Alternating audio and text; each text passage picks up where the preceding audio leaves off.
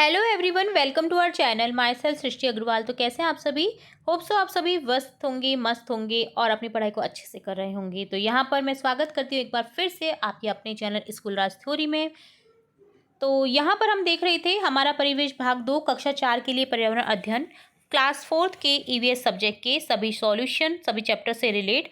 यहाँ पर हमने देख लिया था चैप्टर फर्स्ट अध्याय 1, अध्याय 2, अध्याय 3, अध्याय 4 हमने सीखा और समझा एक का सॉल्यूशन। यहाँ पर इस वीडियो में देखेंगे अध्याय 5 स्वच्छता और स्वास्थ्य का कंप्लीट एक्सप्लेनेशन, कंप्लीट व्याख्या के साथ सभी क्वेश्चन आंसर, चाहे वो चैप्टर के अंदर के हों चाहे वो चैप्टर के बाहर के हों, सभी क्वेश्चन आंसर्स हम इसी वीडियो में देखने वाले हैं। तो चलिए शुरू करते हैं फटाफट से। भारी बारिश के बाद प्राची गलियों में घूम रही थी। उसने देखा कि सड़क किनारे प्लास्टिक की बोतलें, थैलियाँ और कूड़ा जमा था। प्राची को अजीब लगा, क्या ऐसा कचरा बारिश में आपके यहाँ भी दिखाई देता है? आपको कैसा लगता है? जी बिल्कुल अच्छा नहीं लगता जब ऐसा कचरा दिखता है, क्योंकि लोग ना, ज़्यादातर लोग क्या करते हैं, अपने आसपास ही कचरा फेंक के आ जाते हैं। जो कूड़ेदान में नहीं डालते हैं, उसके कूड़ेदान के बाहर ही डाल करके चले जाते हैं। तो उससे क्या होता है, बारिश के पानी से उनका बहाव हो जाता है, इधर उधर जा कर के वो फैल जाते हैं और उससे प्रदूषण और जो बीमारियां हैं वो बढ़ती हैं। तो प्राची को ये बिल्कुल अजीब सा लग रहा था, अच्छा नहीं लग रहा था। उसने जब ये देखा, उसने सोचा ये सब यहाँ कैसे और कहाँ से आया। तभी सौम्या दीदी बोली, ये गंदगी हम ही लाए हैं। जब हम कचरा इधर उधर फेंकते हैं तो बारिश और हवा इसे गलियों में ले आती है। प्राची बोली, यह कचरा तो हम ही बीमार कर रहा है, जानवर भी प्लास्टिक खाकर बीमार हो जाते हैं। अमोल बोला, हाँ, पिछले महीने नालियाँ बंद हो गई और मच्छर भी बढ़ गए। राहुल ने कहा, गीता काकी को भी बुखार हो गया। सभी ने सोचा कि नालियां बंद होना एक बड़ी समस्या है। प्राची ने पूछा, तो हम क्या कर सकते हैं? तो आओ एक अभ्यास करते हैं। अभ्यास कार्य में है सफाई के सिपाही। नीचे दी गई सारणी के अनुसार आप भी ऐसे अन्य कचरों के बारे में लिखकर पुनः चक्रण की प्रक्रिया अर्थात उसके रिसाइकलिंग और हानियों के बारे में लिख सकते हैं यहाँ पर। ठीक है, तो आपको क्या करना है, बेसिकली रिसाइकलिंग और हानियों के बारे में लिखना है। यहाँ पर चरण 1 है अलग अलग कचरा पहचानिए और छाटिए। चरण 2 है ये कचरा कहाँ से आ रहा है इसका पता लगाइए। कचरे के प्रकार के सामने लिखिए। कचरे के प्रकार के अनुसार उसको निर्धारित स्थान पर डालने की व्यवस्था बनाइए। चरण 4 में करेंगे जो कचरा पुनः काम में लिया जा सकता है उसके नए उपयोग ढूंढिए। तो देखो, प्राची ने सौम्या दीदी के बताए हुए तरीके से कुछ कोशिश की है। आप इसे आगे बढ़ाने में मदद कीजिए। आप दोबारा काम में ली जा सकने वाली वस्तु के बारे में लिखिए या चित्र बनाइए। ठीक है, तो जैसे प्राची ने बनाई है सारणी, कचरे की सूची में फलों और सब्जी के छिलके आ गए। कहाँ से आया? घर की रसोई और विद्यालय की रसोई से। कहाँ जाएगा? खाद के गड्ढे में या जानवरों को खिला सकते हैं। दोबारा कैसे प्रयोग में लिया जा सकता है? खाद के रूप में। सामान के साथ आई पन्नियाँ, तो ये कहाँ से आया? दुकान से या बाजार से। रिसाइकिल होने वाले डिब्बे में इसे डाल दिया जाएगा। सामान लाने के लिए प्लास्टिक बोतलों में भरकर इको फैब्रिक के रूप में यहाँ पर काम में इसे लिया जा सकता है। गीला या जैविक में आ जाएगा पत्तियां खाना, जो कि भोजन होता है। रिसाइकिल करने योग्य होता है कागज गत्ता। कहाँ से आया? ये इसका क्वेश्चन नहीं है कहाँ से आया, क्योंकि आपको पता ही है पेड़ पौधों से आया। रिसाइकिल करने योग्य क्या होते हैं? कागज गत्ता। हानिकारक कैसे हो सकते हैं ये? उपचार संबंधी सुई रुई पट्टियाँ आदि ये जो होती हैं ये हानिकारक कचरे में आ जाती हैं। बैटरी, पुराने यंत्र, फैक्ट्री से निकलने वाला कचरा। तो अब देखिए, ऊपर वाली सारणी और नीचे वाली सारणियों में हम आगे पढ़ करके इसे इस तरह से देख सकते हैं।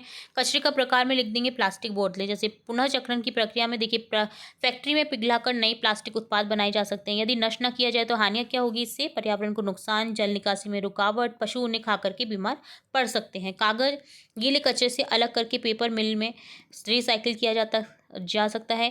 अब देखिए, नष्ट न किया जाए तो हानियाँ क्या होगी कि पेड़ों की कटाई अधिक होगी और कचरे का ढेर बढ़ेगा। खाने का बचा हुआ जो हिस्सा होता है वो खाद बनाकर खेतों में उपयोग किया जाता है। सड़ने पर दुर्गंध फैलाता है, मच्छर मक्खी बढ़ते हैं। इलेक्ट्रॉनिक कचरा जैसे मोबाइल विशेष ई कचरा संयंत्र में सुरक्षित रूप से निपटाया जाता है। हानिकारक रसायन मिट्टी और जल को प्रदूषित करते हैं, ये हानियाँ इससे हो सकती हैं।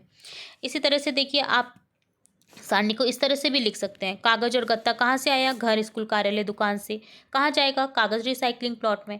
दोबारा कैसे प्रयोग में लिया जा सकता है? नए कागज उत्पाद, गत्ते की डिब्बे, पैकेजिंग सामग्री बनाने में उपयोग किया जा सकता है। प्लास्टिक की बोतलें, कंटेनर घर, दुकान, बाजार से आती हैं। अब देखिए, इनका कहाँ पर रिसाइकिल किया जाएगा इन्हें? तो प्लास्टिक रिसाइकलिंग प्लांट में। अब देखिए दोबारा कैसे प्रयोग में लिया जा सकता है। नए प्लास्टिक उत्पाद, फाइबर, फर्नीचर, कपड़े बनाने में उपयोग में लिया जा सकता है। कांच की बोतलें और जार घर, दुकान, रेस्टोरेंट से आती हैं। कांच रिसाइकलिंग प्लांट में ये जाएंगी। नई कांच की बोतलें, जार, सजावटी वस्तुएं, सड़क निर्माण में उपयोग किया जा सकता है इनका। इसी तरह से धातु के डिब्बे जो एल्यूमिनियम स्टील के होते हैं, घर, दुकान, रेस्टोरेंट से आते हैं। धातु रिसाइकलिंग प्लांट में जाएंगे। नए उत्पाद, वाहन की पुर्जी, निर्माण सामग्री बनाने में उपयोग किया जा सकता है। तो ये जो चीज़ें थी वो रिसाइकिल जो आप कर सकते हैं उनके बारे में यहाँ पर हमने देखा। ई कचरा जैसे होता है, जैसे ई कचरे में क्या आ जाता है, बैटरी आ जाती है, पुराने यंत्र, आपके मोबाइल फ़ोन, चार्जर, ईयरफोन, ये सभी आ जाते हैं। तो घर, कार्यालय, दुकान से आते हैं। इन्हें ई कचरा रिसाइकलिंग सुविधा में भेजा जाता है। धातुओं और अन्य मूल्यवान घटकों को निकालने के बाद में नए इलेक्ट्रॉनिक उत्पाद में उपयोग करने के लिए रेडी किए जाते हैं। कपड़े के टुकड़े घर, दर्जी, दुकान से आते हैं। कपड़ा रिसाइकलिंग सुविधा में जा सकता है, जिससे पोछा, गद्दी, रद्दी कपड़ा, यार्न बनाने में या इंसुलेशन के लिए इसे यूज़ में लिया जा सकता है। अब देखिए हानियाँ ये हो सकती है कि अगर इन्हें रिसाइकलिंग नहीं किया गया तो पर्यावरण प्रदूषण क्या होगा, क्योंकि ये मिट्टी, पानी, वायु को प्रदूषित कर सकता है। संसाधनों की कमी, नए उत्पाद के लिए कच्चे माल निकालने की आवश्यकता बढ़ जाती है। यदि रिसाइकलिंग नहीं की जाती तो प्राकृतिक संसाधनों का क्षरण होता है। जैसे कागज़ का अगर रिसाइकिल नहीं किया जाए तो जो पेड़ है वो ज़्यादा से ज़्यादा कटिंग होंगे। स्वास्थ्य संबंधी खतरे क्या हो सकते हैं? अनुपचारित कचरा बीमारियों के प्रसार का कारण बन सकता है। सार्वजनिक स्वास्थ्य के लिए खतरा पैदा कर सकता है। भूमि भराव का बढ़ना, जैसे रिसाइकलिंग की कमी से लैंडफिल में कचरे का ढेर बढ़ता जाता है, जिससे भूमि की कमी होती है और पर्यावरण पर नकारात्मक प्रभाव पड़ता है। तो ये हानियाँ थी। आपको इस तरह से सारणी को आगे बढ़ाना था। आप इस तरह से सारणी को आगे बढ़ा सकते हैं और ये सारणी भी आप इस तरह से लिख सकते हैं। दोनों ही सारणी में आप कर सकते हैं आंसर अपने रूप से। अगला देखेंगे, पता लगाइए और लिखिए। तो यहाँ पे चारों क्वेश्चन के हम बारी बारी से आंसर देखेंगे। सबसे पहले उनके आंसर देखेंगे हम। तो देखिए, कचरा इधर उधर फेंकने से कौन कौन सी समस्याएं हो सकती हैं? तो देखिए, पर्यावरण प्रदूषण हो सकता है। कचरा इधर उधर फेंकने से हवा, पानी और मिट्टी प्रदूषित होती है, जिससे बीमारियां फैलती हैं। गंदगी, बदबू, खुले में पड़ा का जो कचरा होता है बदबू फैलाता है। आप देखिएगा जहाँ भी कचरे का ढेर रहता है ना, वहाँ से गुजरते हुए जब जाएंगे तो आपको बदबू महसूस होगी। अगर नहीं होती है तो मतलब आपकी नाक खराब है ना। उससे क्या होगा, मच्छर मक्खियाँ पनपेंगी। उससे जो बैक्टीरिया है वो खतरनाक बैक्टीरिया हमारी नाक के थ्रू हमारे शरीर में जा सकते हैं और आसपास के क्षेत्रों को गंदा भी करता है, जिससे मच्छर मक्खियाँ पनपते हैं। जल निकासी में बाधा आ सकती है इधर उधर कूड़े फेंकने से, जैसे प्लास्टिक, अन्य ठोस कचरा जो है नालियों को जाम कर देता है, जिससे पानी जमा हो जाता है और बाढ़ जैसी स्थिति पैदा हो सकती है। जीवों को नुकसान पहुंचता है। जानवर प्लास्टिक या हानिकारक कचरा खा सकते हैं, जिससे उन्हें गंभीर समस्याएं हो सकती हैं।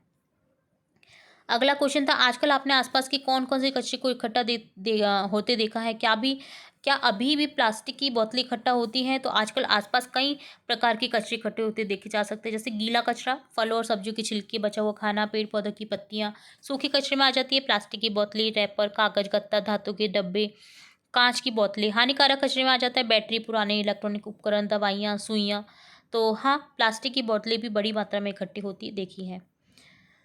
अगला क्वेश्चन है, यदि आपका शहर, गांव या मोहल्ला कचरा अलग अलग तरह के कचरे के बारे में बताता हो तो कैसी सफाई और सुविधा होगी? जैसे गीला कचरा गीले में डालें, सूखा कचरा सूखे में डालें, नीले डस्टबिन में डालें।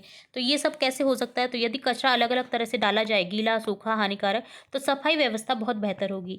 कुशल पुनर्चक्रण करने में मदद होगी। लोगों को कम मेहनत करनी पड़ेगी, क्योंकि उनको पता होगा कि किसमें क्या है। अलग अलग कचरा होने से पुनर्चक्रण जो रिसाइकलिंग करना होता है वो आसान हो जाता है, जिससे नए उत्पाद बनाए जा सकते हैं। प्राकृतिक संसाधनों की बचत होती है। स्वच्छता, कचरे का सही प्रबंधन होने से गंदगी जो होती है, बदबू जो होती है वो कम होगी, जिससे बीमारियां फैलने का खतरा कम होगा। पर्यावरण संरक्षण भी मिलेगा। हानिकारक कचरे का सही निपटान होने से पर्यावरण को नुकसान कम होगा। ठीक है।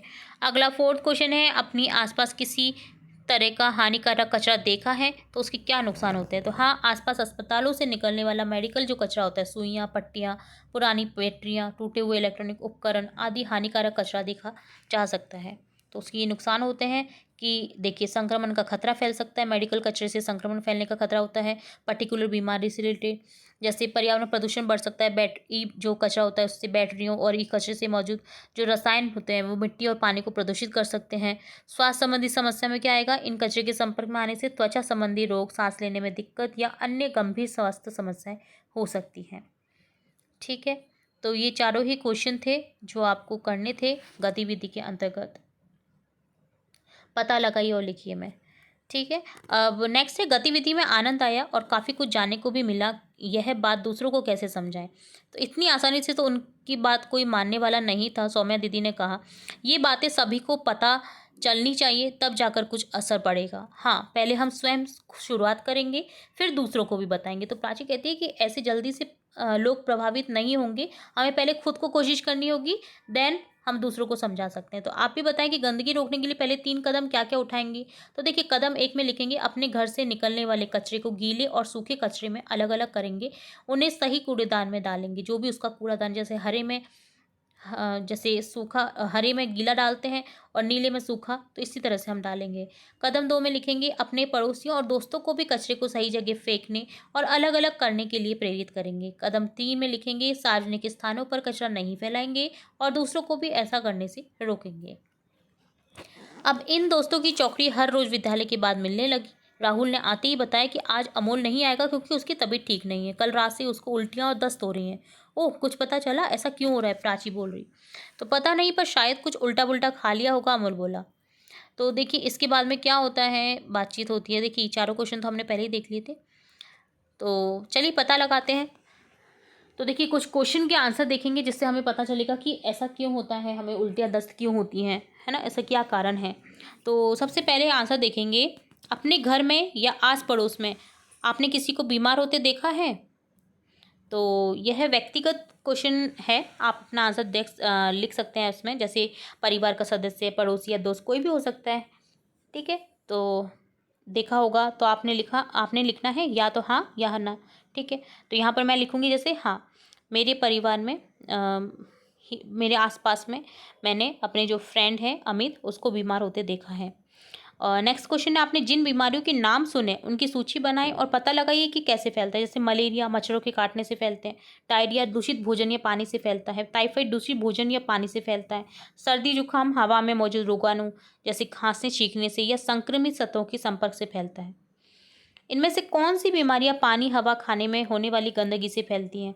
तो देखिए, पानी से फैलने वाली बीमारियां तो है टाइफाइड और डायरिया, हवा से फैलने वाली में सर्दी जुकाम, और खाने से फैलने वाली गंदगी में आ जाएगा डायरिया और टाइफाइड। ठीक है, अगला देखिए, फोर्थ क्वेश्चन था जिसमें हमें लिखना था कि नीचे दी गई सारणी में लिखना है, अब इनमें से कौन सी बातें बीमारी का कारण बन सकती हैं और कौन सी नहीं। तो देखिए, खाना खाने से पहले हाथ नहीं धोना बीमारी का कारण बन सकती है। कारण क्या होगा?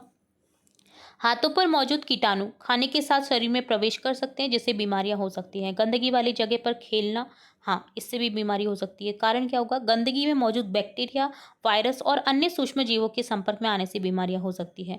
रुके हुए पानी को जमा रहने देना, तो इससे बीमारी हो सकती है। हाँ, रुके हुए पानी में मच्छर पनपते हैं जो मलेरिया और डेंगू जैसी बीमारियों के वाहक होते हैं। पीने के पानी को ढककर रखना, तो ये बीमारी का कारण हो सकता है? नहीं, क्योंकि पीने को पानी को ढक कर के रखने से उसमें धूल मिट्टी कीटाणु नहीं पड़ते हैं, जिससे पानी साफ रहता है और बीमारियां नहीं होती हैं। बाजार में खुला रखा हुआ खाना खाने से बीमारी हो सकती है। खुले में रखे जाने पर मक्खियां बैठ सकती हैं, उसमें धूल मिट्टी कीटाणु पड़ सकते हैं, जिससे फूड पॉइजनिंग जैसी बीमारियां हो सकती हैं। याद रखिए, बाजार में जब भी जाएं तो रोड किनारे जैसे पानी पूरी हुई और भी जो चीज़ें रखी रहती हैं, अगर खुली में है तो उन्हें ना खाएं, उनसे बचें। ठीक है, जो चीज़ें ढकी हुई हैं, जो ग्लव्स का यूज़ कर रहे हैं, उन्हीं के थ्रू खाएं आप। चाहे वो 5 रुपये महंगी होगी, पर आपको स्वास्थ्यवर्धक रहेगी, आपको हानि नहीं होगी उससे। ठीक है, और नेक्स्ट ब है, नीचे दी गई बीमारियों के बारे में पता लगाओ और उनके सही लक्षणों से मिलाओ। जैसे मलेरिया लक्षण होगा ठंड लगना, कंपकपी, तेज बुखार और सिर दर्द होता है। टाइफाइड मोती जरा जैसे बोला जाता है, इसमें तेज बुखार आता है, जोड़ों मांसपेशियों में दर्द होता है, थकान महसूस होती है, कमजोरी और भूख न लगना होता है। डायरिया पेट में ऐंठन, दर्द, बार बार दस्त, पानी की कमी से होता है। डेंगू बुखार, सिर दर्द, थकान, पेट दर्द और भूख में कमी से डेंगू फैलता है। तो ये वो बीमारियां थी जिनके लक्षण हमने यहाँ पर देखे। तो इस तरह से डन होता है कंप्लीट चैप्टर के अंदर की जो गतिविधि और आकलन क्वेश्चन थे वो सभी। अब देखेंगे हम इस चैप्टर में आए हुए अभ्यास कार्य। सबसे पहले है सोचिए और लिखिए, जिसमें 3 क्वेश्चन है। बारी बारी से हम प्रत्येक क्वेश्चन का आंसर देखेंगे। तो पहला क्वेश्चन है, जब आप बीमार होते हैं तो आपको कैसा लगता है? तो आंसर लिखेंगे, जब मैं बीमार होता हूँ या होती हूँ तो मुझे आमतौर पर थकान, कमजोरी और बेचैनी महसूस होती है। मैं उदास और चिड़चिड़ा भी महसूस कर सकता हूँ या कर सकती हूँ, और मुझे किसी भी काम में जो मन है वो नहीं लगता है। बीमारी में आप क्या चाहते हैं कि दूसरे आपके साथ कैसा व्यवहार करें? तो बीमारी में मैं चाहता हूँ या चाहती हूँ कि दूसरे मेरे प्रति सहानुभूति रखें, मेरी देखभाल करें, मुझे आराम करने दें। मैं चाहता हूँ या चाहती हूँ कि मैं वे मुझसे प्यार से बात करें, मेरी ज़रूरतों का ध्यान रखें। मैं यह भी चाहता हूँ कि वे मुझे अकेला ना छोड़ें और मेरा हाल-चाल पूछते रहें। इससे क्या होता है ना, जो पेशेंट होता है, जो मरीज़ होता है, वो जल्दी से जल्द ठीक हो जाता है, अगर उसके पास में अपनापन करने वाला कोई व्यक्ति होता है तो। नेक्स्ट क्वेश्चन है, क्या सिर्फ आपको ऐसा लगता है या दूसरों को भी ऐसा लगता होगा? तो आपके साथ उनके साथ व्यवहार करना, आपका उनके साथ कैसा व्यवहार करना चाहोगे? तो देखिए, मैंने यहाँ पर देखा इस क्वेश्चन का आंसर, जैसे कि मैं चाहता हूँ कि कोई मेरी मदद करे, मेरे से बातें करे, मेरे से प्यार करे बीमार होने पर। तो नहीं, मुझे लगता है कि दूसरों को भी बीमार होने पर ऐसा ही महसूस होता होगा, क्योंकि दूसरों को भी प्यार की अनुभूति होती होगी कि मुझे भी प्यार मिले मैं जब बीमार हूँ।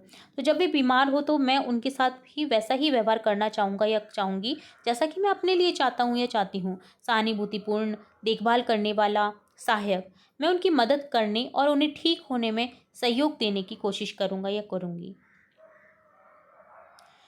ठीक है, तो तीनों ही क्वेश्चन के आंसर हमने यहाँ पर देखिए, सोचिए और लिखिए कि अगला पार्ट है, आपको क्या लगता है? तर्क के साथ लिखिए। क्या पक्षी भी गंदगी की वजह से बीमार पड़ते होंगे? यदि हाँ, तो कैसे? यदि पक्षी बीमार पड़ते हैं, तो वो अपना ध्यान कैसे रखते होंगे? पानी में गंदगी हो जाने पर उसमें रहने वाले जीवों पर क्या प्रभाव पड़ता होगा? क्या पानी में रहने वाले जीव भी बीमार पड़ते हैं? तो वो क्या करते होंगे? तो चलिए चारों क्वेश्चन के आंसर देखेंगे। तो पहला क्वेश्चन था, क्या पक्षी भी गंदगी की वजह से बीमार पड़ते होंगे? यदि हाँ, तो कैसे? हाँ, पक्षी भी गंदगी की वजह से बीमार पड़ सकते हैं। गंदगी में जैसे बैक्टीरिया, वायरस, फंगस, परजीवी पनपते हैं, जो पक्षियों में संक्रमण और बीमारियां पैदा कर सकते हैं। उदाहरण के तौर पर दूषित पानी पीने, दूषित भोजन खाने से पक्षियों को पाचन संबंधी बीमारियां हो सकती हैं। घोंसलों के आसपास या रहने की जगह पर गंदगी जमा होने से भी बीमारियां फैल सकती हैं। यदि पक्षी बीमार पड़ते हैं तो वो अपना ध्यान कैसे रखते होंगे? तो अपना जो है, बीमार पक्षी अपना ध्यान कई तरीकों से रखते हैं। वे अक्सर शांत और एकांत जगह पर छिपने की कोशिश करते हैं ताकि शिकारियों से बच सके, क्योंकि उनकी बस की नहीं होती ज़्यादा उड़ने की, है ना? तो वो छुपने की कोशिश करते हैं, ठीक होने के लिए आराम कर सके, ताकि वे अपनी पंखों को संवारते हैं, जैसे प्रीनिंग जिसे बोला जाता है, जो स्वच्छता बनाए रखने, परजीवियों को हटाने में मदद करता है।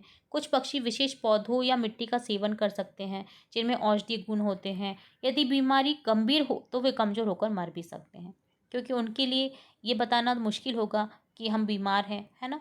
तो वो खुद से ही सब कुछ चीज़ें करने की कोशिश करते हैं जैसे वो ठीक हो जाएँ। पानी में गंदगी होने पर उसमें रहने वाले जीवों पर क्या प्रभाव पड़ता होगा? तो पानी में गंदगी अर्थात प्रदूषण हो जाने पर उसमें रहने वाले जीवों पर नकारात्मक प्रभाव अर्थात गंभीर नकारात्मक प्रभाव पड़ता है। ये पानी में ऑक्सीजन के स्तर को कम कर सकता है, जिससे जलीय जीवों को सांस लेने में दिक्कत होती है। दूषित पानी में मौजूद रसायन और विषाक्त पदार्थ जीवों को सीधे नुकसान पहुंचा सकता है। उनकी प्रजनन क्षमता को प्रभावित कर सकता है, उनकी मृत्यु का कारण बन सकता है। इससे खाद्य श्रृंखला भी प्रभावित होती है, क्योंकि छोटे जीव प्रभावित होने पर बड़े जीवों को भोजन की कमी हो सकती है। तो आपने देखा होगा, प्रदूषित अगर कोई झील है या तालाब है तो उसमें जो मछलियाँ होती हैं वो मर जाती हैं। मछलियाँ मरने का कारण क्या है? अर्थात उसमें जो रसायन आ रहा है कहीं किसी फैक्ट्री से, तो वो खतरनाक है उनके लिए। अगला फोर्थ क्वेश्चन है, क्या पानी में रहने वाले जीव भी बीमार पड़ते हैं? तो वो क्या करते होंगे बीमार होने पर? हाँ, पानी में रहने वाले जीव भी बीमार पड़ते हैं। वे बैक्टीरिया, वायरस, फंगस, परजीवी के कारण होने वाले संक्रमण से पीड़ित हो सकते हैं। जब ये बीमार पड़ते हैं तो वे अपनी जो सामान्य गतिविधियां हैं वो नहीं कम कर देते हैं, जैसे तैरना, भोजन खोजना। वे सुस्त हो सकते हैं, रंग बदल सकते हैं, या उनके शरीर पर घाव या असामान्य वृद्धि दिखने को मिल जाती है। कुछ जीव बीमारी से लड़ने के लिए अपनी प्रतिरक्षा प्रणाली का उपयोग करते हैं, जबकि अन्य बीमारी के कारण मर सकते हैं, जिससे जलीय पारिस्थितिकी तंत्र पर प्रभाव पड़ता है। यानी टोटली यहाँ पर बात कही गई है, प्रदूषण से काफ़ी कुछ फर्क पड़ता है जीवों पर भी। ठीक है, तो ये थे चारों ही क्वेश्चन जिसमें आपको तर्क देना था, आपको कैसा लगता है उसके बारे में। अगला देखेंगे, आप क्या करोगे यदि तेज बुखार हो जाए, यदि पेट में दर्द हो, उल्टियाँ हो रही हों, यदि डेंगू हुआ हो, पूरे शरीर में कमजोरी हो, पैरों में तेज दर्द हो, यदि आपके दोस्त की तबीयत खराब हो जाए। तो पहले क्वेश्चन है, यदि तेज बुखार हो जाए तो तुरंत डॉक्टर से संपर्क करेंगे, खूब सारे तरल पदार्थ पिएंगे, आराम करेंगे, डॉक्टर की सलाह के बिना कोई दवाई नहीं लेंगे। अगला क्वेश्चन है, यदि पेट में दर्द हो, उल्टियाँ हो रही हों, तो क्या करेंगे? तुरंत डॉक्टर से संपर्क करेंगे, क्योंकि यह अपेंडिसाइटिस या अन्य संक्रमण का संकेत हो सकता है। तरल पदार्थ का सेवन करेंगे ताकि शरीर में पानी की कमी ना हो। हल्का और आसानी से पचने वाला भोजन करेंगे, जैसे दलिया हुआ, खिचड़ी हुआ। अगला क्वेश्चन है, यदि डेंगू हुआ तो पूरे शरीर में कमजोरी हो, तो पैरों में तेज दर्द हो, तो क्या करेंगे? तुरंत चिकित्सा सलाह लेंगे, खासकर यदि चेतावनी संकेत जैसे पेट में तेज दर्द, उल्टी या सांस लेने में तकलीफ हो। खूब सारे तरल पदार्थ पिएंगे, तो आराम करेंगे, डॉक्टर की सलाह का पालन करेंगे। डेंगू बुखार के लिए कोई विशेष उपचार उपलब्ध नहीं है, लेकिन लक्षणों को प्रबंधित किया जा सकता है। हम इसे कम कर सकते हैं और ख़त्म भी कर सकते हैं खुद से ही, अगर ध्यान रखेंगे तो। यदि आपकी दोस्त की तबीयत खराब हो जाए तो क्या करेंगे? तो उसे तुरंत डॉक्टर के पास ले जाने में मदद करेंगे, उसे आराम करने, तरल पदार्थ पीने के लिए प्रोत्साहित करेंगे, उसकी देखभाल करेंगे, उसे भावनात्मक सहारा देंगे। किसी भी बीमार व्यक्ति को अगर आप भावनात्मक सहारा देते हैं, तो जहाँ पर वो 10 दिन में ठीक होएगा, वो अगर आप प्यार देंगे तो वो आपका जो है व्यक्ति, जो पेशेंट है, मरीज है, वो 2 से 3 दिन में भी सही होकर के आ सकता है। तो भावनात्मक जो प्रभाव होता है वो काफ़ी ज़्यादा पड़ता है बीमार व्यक्ति पर। तो इस तरह से यहाँ पर आपको बताना था कि आप क्या करेंगे ये अगर हो जाता है तो। अगला क्वेश्चन है, नीचे दी गई सारणी ध्यान से देखें और इसमें छुपे हुए शब्द और बीमारी की नाम छांटिए। जैसे यहाँ पर दिख रहा है डेंगू, बुखार, खुजली, मलेरिया, डायरिया। ठीक है, तो मुझे तो यही मिला है यहाँ पर। अगर आपको कुछ और मिले तो आप उसे भी सर्कल कर सकते हैं। अगला है स्वयं कीजिए। ये आपको स्वयं करने के क्वेश्चन है, बट यहाँ पर हम सभी के आंसर देखेंगे। जैसे सबसे पहले है चर्चा और पोस्टर कोलाज निर्माण। आपको क्या करना है कि कक्षा में 4 समूह में बांटना है। जैसे 40 बच्चे हैं तो 10-10 के समूह बन जाएंगे। तो पहला समूह क्या करेगा? कचरा प्रबंधन के उपायों पर चर्चा करेगा और पोस्टर बनाएगा। दूसरा समूह क्या करेगा? जल बचाने के तरीके, जो जल संरक्षण होता है उसके बारे में चर्चा करेगा, पोस्टर बनाएगा। तीसरा समूह पक्षी और जानवरों को गंदगी से बचाने के तरीकों पर चर्चा करेगा और उससे संबंधित पोस्टर बनाएगा। चौथा समूह गंदगी से होने वाली बीमारियां, उनसे बचाव के तरीके के संबंध में बताएगा और उससे संबंधित पोस्टर बनाएगा। ठीक है, तो अपने अपने पोस्टर कोलाज आप दर्शा सकते हैं। अंत में एक दूसरे के कोलाज देख करके उन पर बात कर सकते हैं, पोस्टर देख करके उनसे संबंधित कुछ बातचीत कर सकते हैं। जो सबसे पहले यहाँ पर देखेंगे कचरा प्रबंधन के उपाय पर, तो देखिए स्वच्छता की सीख, कचरा कम करने के 2 निदान हो सकते हैं। सूखे कचरे के लिए नीला कूड़ेदान, गीले कचरे के लिए हरा कूड़ेदान। तो इस तरह से आप ये पोस्टर बना सकते हैं, पहला समूह जो है। अगला समूह की बात करेंगे तो देखिए दूसरा समूह जल संरक्षण से संबंधित पोस्टर बना सकता है, जिसमें जल को संरक्षित किया जा सकता हो। नल के पानी को देखिए टपक रहा हो तो आप उसे रिपेयर करा सकते हैं, है ना। तो जल का संरक्षण कैसे करें? पानी बचाएं, जीवन बचाएं से स्लोगन के साथ में आप इस तरह से पोस्टर दर्शा सकते हैं। तीसरा समूह जो है वो पक्षी और जानवरों को कैसे बचा सकते हैं, तो देखिए ग्रीनरी करके और जो सफाई है, सफाई रख के आप बचा सकते हैं पक्षी जानवरों को। यानी मौसम जो है आपका अगर खुशनुमा रहेगा तो पक्षी और जानवर बीमार नहीं पड़ेंगे। अगला है देखिए, आप अपने आसपास के अगर क्षेत्रों को क्लीन रखेंगे तो आपकी जो आसपास की जो गंदगी है उससे होने वाली बीमारियां आप रोक सकते हैं। तो चौथा समूह इस तरह से पोस्टर बना सकता है। देखिए जैसे मलेरिया को रोकने के लिए देखिए क्या कर सकते हैं, घर के आसपास सफाई रखें, छोटे छोटे गड्ढों को मिट्टी से भरें, पीने जो अन्य उपयोग के लिए जो जमा किया पानी है उसे ढकें, टूटे बर्तनों, टायरों में जमा हुए पानी की बरसात की जो पानी है उसे फेंक दें, जो भी इकट्ठा होता है आपकी छत पर तो उसे फेंक दें। तो इस तरह से चारों समूह आसानी से पोस्टर बना करके इस प्रक्रिया को कर सकते हैं। ठीक है, तो ये था आपका स्वयं करने का क्वेश्चन, जिसमें आप इस तरह से पोस्टर बना करके देख सकते हैं। नेक्स्ट है अपने परिवार के बुजुर्गों से बात करके पता कीजिए आप स्वस्थ रहने के लिए कौन कौन सी 3 सावधानियां अवश्य रखेंगे। बीमारी से बचने के लिए हम अपनी दिनचर्या में क्या क्या शामिल कर सकते हैं। तो देखिए आप स्वस्थ रहने के लिए कौन सी 3 सावधानियां अवश्य करेंगे, तो देखिए नियमित रूप से व्यायाम करेंगे, चलना, योग, कोई भी खेल खेलना, संतुलित पौष्टिक आहार लेंगे जिसमें फल, सब्जियां, साबुत अनाज शामिल हो, वसा व चीनी का सेवन सीमित करें, पर्याप्त नींद लें, तनाव का प्रबंधन करें, क्योंकि तनाव ना हो ऐसा प्रबंधन करें, जैसे म्यूजिक सुने, डांस करें, क्योंकि मानसिक स्वास्थ्य भी शारीरिक स्वास्थ्य के लिए महत्वपूर्ण होता है। अगर आप मानसिक रूप से बीमार हैं तो आपके शरीर पर भी उसका प्रभाव पड़ेगा, आप शारीरिक रूप से बीमार पड़ सकते हैं। बीमारियों से बचने के लिए हम अपनी दिनचर्या में क्या-क्या शामिल कर सकते हैं? तो देखिए, स्वच्छता बनाए रखेंगे, नियमित रूप से हाथ धोना, खासकर खाने से पहले और बाद में। सार्वजनिक स्थानों में से आने के बाद में भी हैंड वॉश अपना करना चाहिए, ताकि आपके जो कीटाणु हैं वो तुरंत से मिट जाएँ। पर्याप्त पानी पिएँ। जब भी आपको गला सूखा लगे, आपको पानी पीने की इच्छा करे, तो उसको स्किप ना करें। तुरंत से पानी पीने के लिए उठें। अपने पास में बॉटल रखें, ताकि आप पानी पी सकें तुरंत से जब भी आपको प्यास लगे। तो शरीर को हाइड्रेटेड रखने और विषाक्त पदार्थों को बाहर निकालने के पर्याप्त पानी का सेवन करें। नियमित स्वास्थ्य जाँच कराएँ अपनी। बीमारियों का शीघ्र पता लगाने, समय पर उपचार के लिए नियमित रूप से डॉक्टर से जाँच करवाएँ। कम से कम 3 महीने, 4 महीने में आपको नियमित रूप से डॉक्टर से परामर्श लेनी चाहिए। अपनी संबंधित जो भी जाँचें हैं, वो करानी चाहिए बॉडी से संबंधित, ठीक है? अगर वो भी नहीं कर पाएँ, तो आप साल में कम से कम एक अपना बना लीजिए कि एक बार तो मुझे डॉक्टर के पास में जाकर के अपना पूरा चेकअप कराना है, ठीक है? तो इस तरह से यहाँ पर डन होते हैं आपके सभी क्वेश्चन, और लास्ट में यहाँ पर कहा गया है पाठ के थ्रू एक सुविचार है, स्वच्छता स्वास्थ्य की कुंजी है, स्लोगन है, जिसे आप अपने कक्षा में प्रदर्शित करके लिख करके प्रदर्शित कर सकते हैं। कूड़ा कचरा नहीं फैलाएं, यही स्वच्छता का संदेश पहुंचाएं। स्वच्छता से संबंधित यहाँ पर स्लोगन दिया गया है, इसे भी आप प्रदर्शित कर सकते हैं, ठीक है? तो ये डन होता है आपका कंप्लीट चैप्टर, जिसमें हमने स्टार्टिंग से लेकर के एंड तक सभी क्वेश्चन आंसर्स, पाठ के अंदर के सभी क्वेश्चन आंसर्स, पाठ के साथ में सभी जो व्याख्या है वो भी देख ली है। तो एक ही वीडियो में आपने सब कुछ देखा, स्टार्टिंग से लेकर एंड तक के सभी क्वेश्चन आंसर्स, एक भी क्वेश्चन मिस नहीं किया है। आपको खुद को करने के जो क्वेश्चन थे वो भी मैंने आंसर बताए हैं आपको। तो ये डन होता है आपका अध्याय 5 स्वच्छता और स्वास्थ्य। होप सो आपको वीडियो पसंद आया होगा। वीडियो पसंद आए तो वीडियो को लाइक करें, वीडियो को शेयर करें अपने फ्रेंड्स के साथ, चैनल को सब्सक्राइब करें, बेल आइकन पर क्लिक करना बिल्कुल ना भूलें, ताकि मैं नेक्स्ट अध्याय जब भी अपलोड करूँ और भी सब्जेक्ट से रिलेटेड वीडियो जब भी अपलोड करूँ, तो तुरंत से आपको नोटिफिकेशन के थ्रू मिल सके। फिर मिलेंगे नए वीडियो के साथ, तब तक के लिए धन्यवाद।